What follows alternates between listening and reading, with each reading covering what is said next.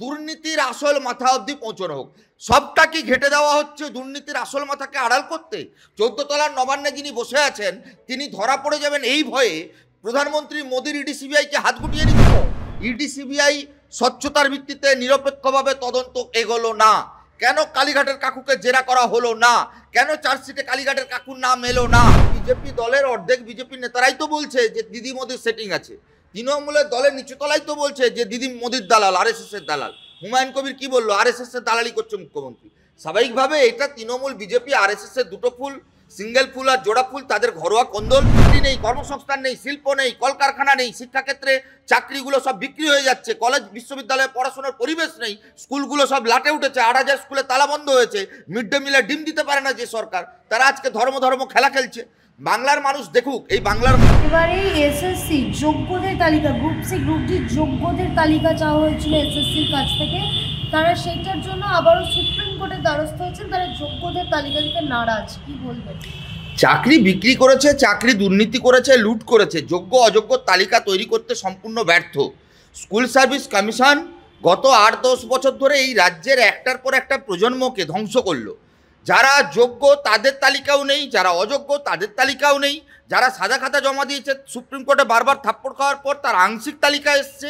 আমরা জানি না, সত্যি কথা বলতে গেলে এই রাজ্যে স্কুল সার্ভিস কমিশন আদৌ কোনো পরীক্ষা নিয়েছিল কিনা, বা সেই পরীক্ষার কোনো ডেটা অপারেট হয়েছিল কিনা, কিংবা তার নথি কোনো সংরক্ষিত হয়েছিল কিনা, নাকি পাড়ার মুদিখানার মতন হালখাতার মতন ওই অয়নশীলদের দিস্তা খাতায় সব চাকরির যারা পাবে তাদের তালিকার টাকা ফেলো নাম তোলো, এরকমভাবে কোনো সিস্টেম শুরু হয়েছিল কিনা। কিন্তু দুর্ভাগ্যজনক, রাজ্যের শিক্ষামন্ত্রী যার বিরুদ্ধে এত দুর্নীতি চুরির অভিযোগ, তিনি জামিন পেয়ে গেলেন। তিনি প্রকাশ্যে বেরিয়ে বললেন ওর পিতা তার বান্ধবী হয়। যার খাটের তলা থেকে এত টাকা পাওয়া গেল, গোটা রাজ্য টাকা গোনার মেশিন দেখলো। অদ্ভুতভাবে ইডি সিবিআই, দিল্লির সরকার, বিজেপি সরকার মমতার চুরি দুর্নীতি লুটের বিরুদ্ধে কোনো ব্যবস্থা নিতে চাইছে না।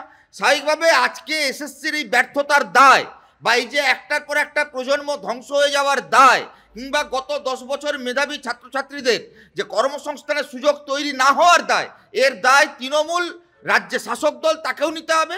কারণ মমতা বন্দ্যোপাধ্যায় ওই দপ্তরের দায়িত্বপ্রাপ্ত ক্যাবিনেটের হেড, আবার উল্টো দিকে বিরোধী দল বিজেপি যারা দিল্লিতে ক্ষমতায় রয়েছে, যাদের স্বরাষ্ট্র দপ্তর, অমিত শাহ, পিএমও, প্রধানমন্ত্রী মোদি, তার আন্ডারে ইডি সিবিআই।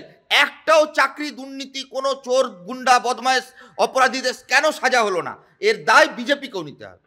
এই যে আপনি বললেন পরীক্ষা হয়েছে কিনা, আমরা দেখতে পেলাম কার্যত প্রাইমারির যে রায়, একই যাত্রার পৃথক ফল হলো, কিন্তু তারপরে কল্যাণ ব্যানার্জি একেবারে সাংবাদিক সম্মেলন করে বলছে এসএসসি এবং প্রাইমারি আলাদা, এসএসসিতে ওএমআর শিট পাওয়া গেছে, প্রাইমারিতে সেরকম কিছু নেই, তাও যোগ্য অযোগ্য তালিকা দিতে পারছে না সুপ্রিম কোর্ট। না দেখুন, আমাদের বক্তব্য খুব পরিষ্কার। কোনটা আইনের মারপ্যাঁচ, কোনটা সুপ্রিম কোর্টের রায়, কোনটা হাইকোর্টের রায়, কে তৃণমূল কি রাজনীতি করছে, বিজেপি কি রাজনীতি করছে, কল্যাণবাবু কি মাতলামো করছেন, এইসব নিয়ে আমাদের কোনো ইন্টারেস্ট নেই। আমাদের বক্তব্য ডে ওয়ান থেকে পরিষ্কার। এসএসসি হোক বা প্রাইমারি, যারা যোগ্য, যাদের অধিকার রয়েছে, যারা মেধার ভিত্তিতে চাকরি পেয়েছে তাদের চাকরি বহাল রাখতে হবে। যারা অযোগ্য, যারা টাকার বিনিময়ে চাকরি পেয়েছে, যারা সাদা খাতা জমা দিয়ে চাকরি পেয়েছে, সেই অযোগ্য মাস্টারমশাইদের বাতিল করতে হবে। তার কারণ কি? কারণ এই রাজ্যের প্রাথমিক শিক্ষা, বুনিয়াদী শিক্ষা, উচ্চ মাধ্যমিকের শিক্ষা, মানুষ গড়ার কারিগরের শিক্ষা, সেখানে যদি দুর্নীতি হয়, অযোগ্যরা যদি মাস্টারমশাই হয়ে যায়, তাহলে একটার পর একটা প্রজন্ম ভুল শিক্ষায় শিক্ষিত হবে। স্বাভাবিকভাবে আমরা হাইকোর্টের রায়কে, সুপ্রিম কোর্টের রায়কে মেনে নিয়ে বিচার ব্যবস্থার উপর সম্পূর্ণ আস্থা রেখে আবার একই দাবি জানাবো যে রাজ্যের সরকার, SSC, ED CBI, supreme court, high court, মাননীয় বিচারপতিরা সবাই মানবিক দৃষ্টিভঙ্গিতে যোগ্য অযোগ্য আলাদা করুন, চাল কাঁকর আলাদা করুন। যারা যোগ্য স্বচ্ছ তাদের নিয়োগ বহাল থাকুক, যারা অযোগ্য টাকার বিনিময়ে চাকরি হয়েছে তাদের চাকরি বাতিল হোক, তারা কাদেরকে চাকরি দিয়েছে তাদের ডেকে পাঠানো হোক, তাদের জেরা করা হোক, দুর্নীতির আসল মাথা অবধি পৌঁছানো হোক। সবটা কি ঘেটে দেওয়া হচ্ছে দুর্নীতির আসল মাথাকে আড়াল করতে? 14 তলার নবান্নে যিনি বসে আছেন তিনি ধরা পড়ে যাবেন এই ভয়ে প্রধানমন্ত্রী মোদীর ইডি সিবিআইকে হাত গুটিয়ে নিচ্ছে। বিচার ব্যবস্থা ডকুমেন্ট, তথ্য প্রমাণের উপর রায় দেয়। তথ্য প্রমাণই যেখানে নেই, সেখানে কিভাবে এই বিষয়ে সাধারণ মানুষের কাছে একটা স্বচ্ছ জিনিস সামনে আসবে? কল্যাণবাবু ভগবান নয়, মমতা বন্দ্যোপাধ্যায় ভগবান নয়, মোদিও ভগবান নয়। বিচার ব্যবস্থার কাছে তথ্য প্রমাণ জোগাড় করে দেওয়ার দায়িত্ব গোয়েন্দা দপ্তরের ইডি সিবিআই।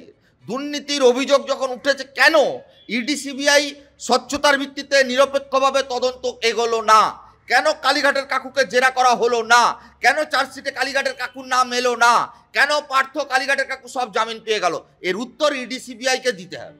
কিন্তু অভিজিৎ গাঙ্গুলি একেবারে প্রাক্তন বিচারপতি, বর্তমানে বিজেপি এমপি, তিনি নাকি লেনিন ভক্ত ছিলেন। একদিকে কার্ল মার্কস, একদিকে লেনিনের ছবি থাকতো তার চেম্বারে। পরবর্তীতে একেবারে চাকরি খাওয়ার বিনিময়ে এমপি টিকিটের লোভে তিনি বিজেপিতে হয়ে গেছেন। কল্যাণ ব্যানার্জি বলছেন সিনিয়র অ্যাডভোকেট তিনি। সে তো কল্যাণবাবুও কংগ্রেস ছিলেন, মমতা বন্দ্যোপাধ্যায় তৃণমূল তৈরি করবার পর মন্ত্রী হওয়ার লোভে তৃণমূলে চলে গেছে।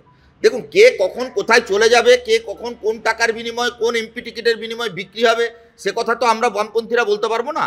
কিন্তু হ্যাঁ, এ কথা বলতে পারি, অন্য কোনো দল থেকে 34 বছরে সরকারে থাকাকালীন একটা পঞ্চায়েতের মেম্বারকেও একটা টিকিট তো দূরের কথা, একটা কোনো প্রলোভন দেখিয়ে বিরোধী দলের কোনো পঞ্চায়েত মেম্বারকে আমরা ভাঙিয়ে এনেছি। এই অভিযোগ কংগ্রেস, তৃণমূল, বিজেপি কেউ আমাদের বিরুদ্ধে করতে পারবে না। 11 সাল থেকে আমরা ধীরে ধীরে শূন্য হয়েছি, কিন্তু এখনও আপনি দেখাতে পারবেন না তৃণমূল বিজেপির কোনো চোরগুন্ডা বদমায়েশ আমাদের দলে ঢোকার জন্য দরজায় কড়া নেড়েছে। আমাদের দলের ভেতরে এইভাবে এন্ট্রি হয় না। মিসকল মারা পার্টি নয়, চুরি দুর্নীতি সারদার ছবি এঁকে টাকা চুরি করার পার্টি নয়। এই পার্টি মানুষের, গরিব মানুষের লেভির টাকায় চলে। স্বাভাবিকভাবে একদিন হয়তো আমাদের মতাদর্শে কেউ বিশ্বাসী ছিলেন, তিনি পরবর্তীকালে মোদির মধ্যে হয়তো লেনিনকে খুঁজে পেয়েছেন, কেউ হয়তো মমতার মধ্যে কার্ল মার্কসকে খুঁজে পেয়েছেন, পেতেই পারেন। কিন্তু আমরা বামপন্থীরা নীতি নৈতিকতার ভিত্তিতে চলি। যারা দাঙ্গা, দুর্নীতি, চুরি, লুট, এই কর্পোরেট হাউসের দয়ার দাক্ষিণ্যে একটা পরিবার কেন্দ্রিক জমিদারতান্ত্রিক দুর্নীতি করাপশন সিস্টেমের ওপর শুধুমাত্র লুটে পুটে খাওয়ার সিস্টেমে ভাগ হতে চায়, যারা লালবাতি নীলবাতি গাড়ি চড়ার লোভে নিজেদের মতাদর্শ মেরুদণ্ডকে বিক্রি করে দেয়, তাদের সঙ্গে আমাদের শতযোজন ফারাক রয়েছে, আগামী দিনেও ফারাক থাকবে। অভিজিৎ গাঙ্গুলির রায় বিচারপতি হিসেবে আমরা সম্মান জানিয়েছিলাম, কিন্তু অভিজিৎ গাঙ্গুলি এখন বিজেপির এমপি, তিনিই তো বলছেন দিদি মোদির সেটিং আছে। তো এরপর আর নতুন কি বলা যেতে পারে? গোটা বিজেপি দলের অর্ধেক বিজেপি নেতারাই তো বলছে যে দিদি মোদির সেটিং আছে। তৃণমূলের দলের নিচুতলাই তো বলছে যে দিদি মোদির দালাল, আরএসএস এর দালাল। হুমায়ুন কবির কি বললো? আরএসএস এর দালালি করছে মুখ্যমন্ত্রী। স্বাভাবিকভাবে এটা তৃণমূল, বিজেপি, আরএসএস এর দুটো ফুল, সিঙ্গেল ফুল আর জোড়া ফুল, তাদের ঘরোয়া কোন্দল। অভিজিৎ বাবু কি বললেন, কল্যাণবাবু কি বললেন, এরা কোন ডালে কখন মধু খাবেন তার কোনো ঠিক নেই। আজকে কেউ দিদির ডালে রয়েছেন, কালকে দাদার ডালে চলে যাবেন। গেছিলেন তো যোগী আদিত্যনাথের পা ছুঁয়ে প্রণাম করতে, এই কল্যাণবাবুকে দেখা গেছিল তো, এই অভিজিৎ বাবুকে তো দেখা গেছে বহু ক্ষেত্রে তৃণমূলের প্রশংসা করতে। স্বাভাবিকভাবে এদের কথার উপরে দাঁড়িয়ে স্টেটমেন্ট বামপন্থী রাজনীতি তো হয় না। কিন্তু দাদা, এই যে বামপন্থী আইনজীবীরা একেবারে চাকরি খাওয়ার জন্য বসে রয়েছে, বামপন্থীরা এই যে চাকরি নিয়ে বড় বড় কথা বলছে, শূন্যতে আছে, এরপর আরো শূন্য শূন্য শূন্য শূন্য হয়ে যাবে। এক তো বামফ্রন্ট দলগতভাবে এই মামলা লড়েনি, লড়েছেন মামলা বিকাশ রঞ্জন ভট্টাচার্য। বিকাশ রঞ্জন ভট্টাচার্য চোরেদের জম, দুর্নীতিবাজদের জম, যোগ্যদের চাকরি আদায়ের দাবিতে, অযোগ্যদের চাকরি বাতিলের দাবিতে তিনি তার পেশাগত জায়গা থেকে মামলা লড়েছেন। আমরা আমাদের দলের স্ট্যান্ড আমরা পরিষ্কার করেছি। বিকাশবাবুও পরিষ্কার বলছেন যে পুরো সিস্টেমটার মধ্যে চাল কাকড় আলাদা করা যাচ্ছে না। বিকাশবাবু যাদের হয়ে মামলা লড়েছেন তাদের নাম নাকি মেরিট লিস্টেই ছিল না। ছিল না তো থাকবে কি করে? যদি হাজার হাজার চাকরির টাকার তোলা বান্ডিলে যদি তৃণমূল চাকরির তালিকা করে, তাহলে যারা যোগ্য তাদের নাম তালিকায় থাকবে না, এটা তো স্বাভাবিক।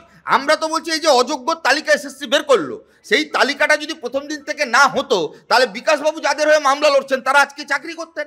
তাহলে বিকাশবাবু তো হকের দাবিতে মামলা লড়ছেন, বিকাশবাবুও তো যোগ্যদের জন্য লড়াই লড়ছেন, বিকাশবাবুও তো বঞ্চিতের জন্য লড়াই করছেন। পৃথিবী জুড়ে যারা বঞ্চিত, যারা নিপীড়িত, অত্যাচারিত, তাদের হয়ে বামপন্থীরা লড়াই লড়বে, সে সামাজিক হোক, আইনগত হোক কিংবা রাজনৈতিক হোক, এটাই খুব স্বাভাবিক।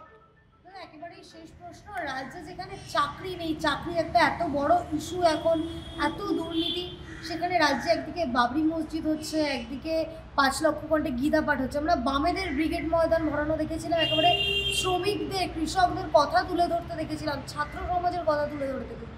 এখানে গীতা পাঠ করছে, ধর্মচর্চা হচ্ছে, এটাই কি 26-এর পরিবর্তন? দেখুন, এই তৃণমূল বিজেপি 98 সালে তো বিজেপি তৃণমূলকে পয়সা দিয়ে তৈরি করেছে। আরএসএস এর ফান্ডিংয়ে তৈরি হওয়া দুটো দল, দিদি আর দাদা, দুটো হাতে দুটো লাড্ডু, আরএসএস এর দুটো লাড্ডু নাগপুরের। এই দুটো লাড্ডুর দুটো দল, যারা চাকরি দিতে পারে না তারা বাবরি করছে, যারা ভাত দিতে পারে না তারা জাতের নিয়ে রাজনীতি করছে।